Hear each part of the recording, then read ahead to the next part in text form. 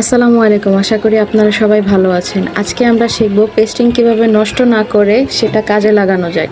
অনেক সময় গলা কাটার পরে ব্যান্ড গলা কাটলে এরকম করে পেস্টিং থেকে যায়। তো সেই পেস্টিংটাকে আজকে আমরা পিছন গলা কেটে কাজে লাগাবো। প্রথমে আমরা পেস্টিংটাকে দু ভাঁজ দিয়ে নিব, তারপরে একটা দাগ দিয়ে নিব। তারপর সামনে থেকে একটুখানি দাগ দিয়ে এটা সেলাইয়ের জন্য জোড়া দেওয়ার জন্য রেখে দেব। গলার উপরের চওড়া 2 ইঞ্চি, গলার ছড়ানো হচ্ছে 2.5 ইঞ্চি নিয়ে নিব।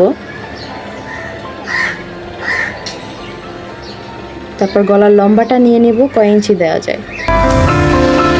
আমি গলার লম্বা নিয়েছি 4 ইঞ্চি, সেলাইয়ের পর আমার থাকবে 3.5 ইঞ্চি।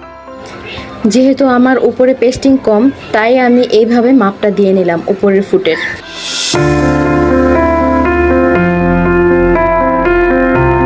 নিচের সাথে উপরের মাপটা বরাবর